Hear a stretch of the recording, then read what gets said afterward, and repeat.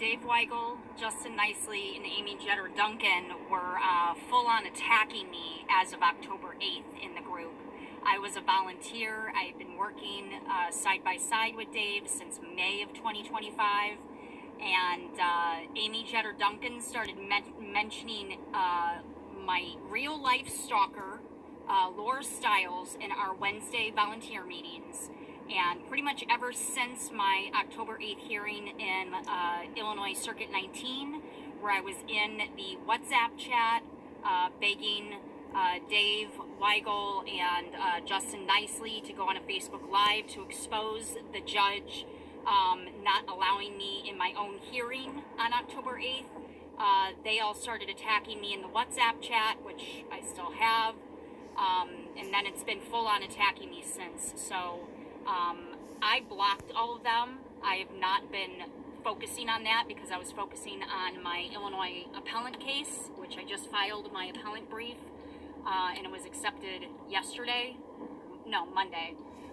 So I've been focusing on that, but if you have screenshots of anything that you can provide me, that would be awesome, because Dave Weigel is going to be listed as a defendant in my defamation and harassment lawsuit that includes my ex-mother-in-law and Laura Stiles, that him and Justin Nicely and all them have been helping to further harass me. So Dave Weigel is in direct contact with my children and I's abusers. He is not the advocate that he says he is, and he is not mentally stable either.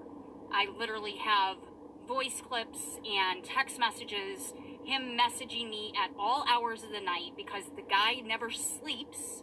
He's up all night obsessing over this shit.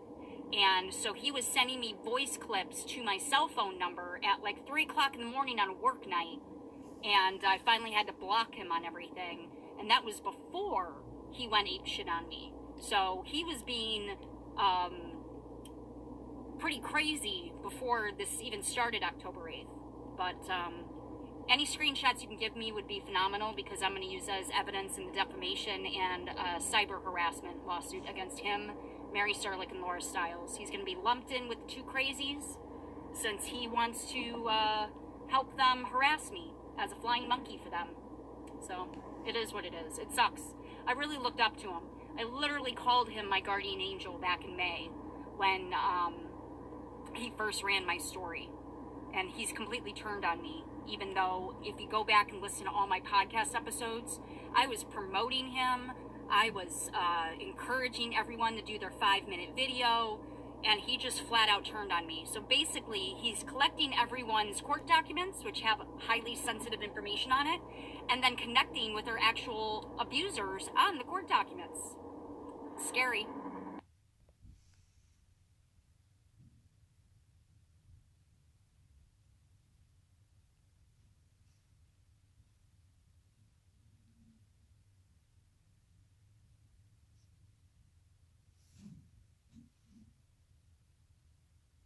Come on. Yes, that post I did see, because funny enough, my fiance Pete was still in the group even after they started attacking me. It's like nobody bothered to check to see if my fiance that is on a podcast with me was still in that group. So Pete was able to get that post. There was some other posts after that one, though, that he was showing me, and I was like, Pete, I don't even show it to me anymore. It serves no purpose other than pulling my attention away from my case, which is their entire intent. The cyber stalking and the harassment is meant to deter me from me actually getting anywhere in a distraction.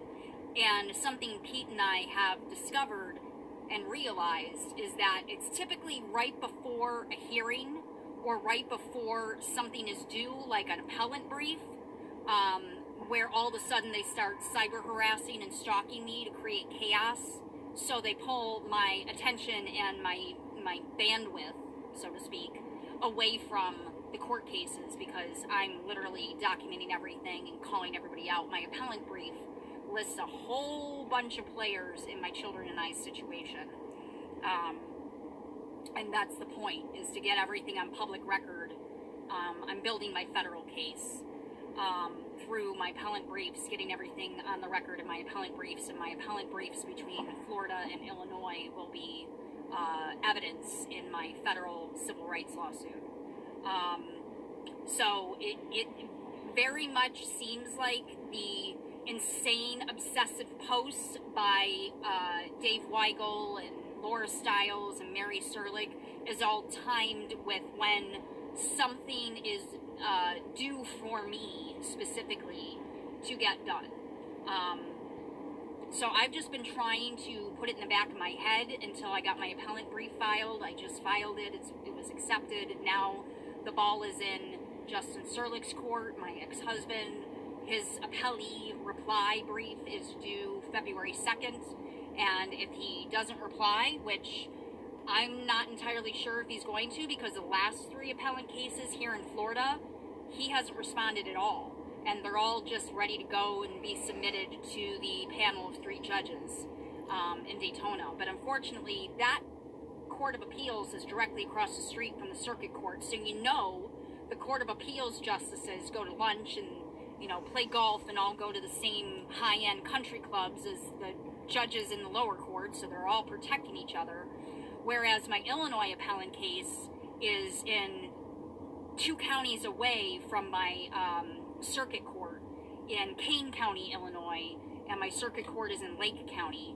So it's not, insanely far away, but it might be far enough away that these justices that are going to be responsible for reading my appellant brief might not have the connections that the appellant justices have in Daytona. So I'm hopeful that I might actually get somewhere, but I'm not holding my breath. But yeah, it's been chaos since my October 8th hearing, because I am calling these Illinois judges out on them just walking all over my freaking protected rights, my ADA rights, my civil rights, my rights to be a mother to my children. And Dave Weigel and Justin Nicely and Amy Jeter Duncan have hopped on the bandwagon. As far as I can tell, it's been quiet since like November, December, when Pete started sending them all messages saying, "What the fuck are you guys doing to my fiance? She is the victim here. Leave her the hell alone. You guys are dead wrong on what you're posting."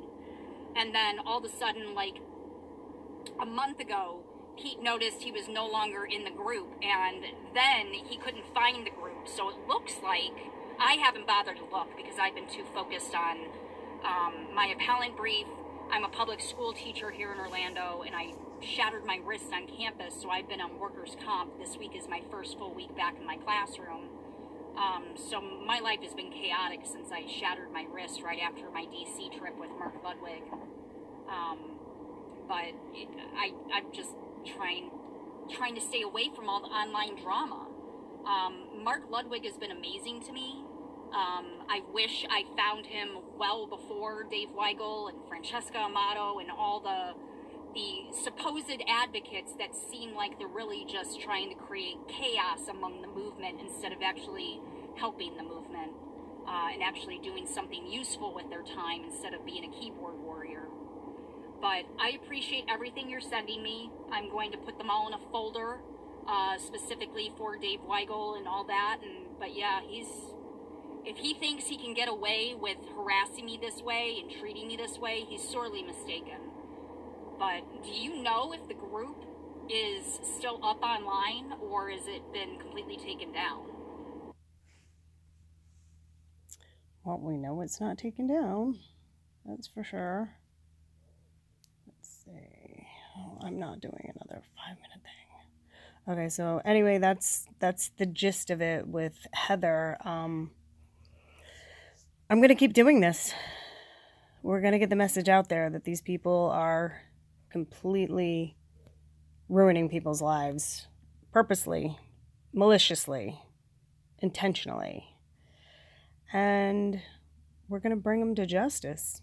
It's going to happen.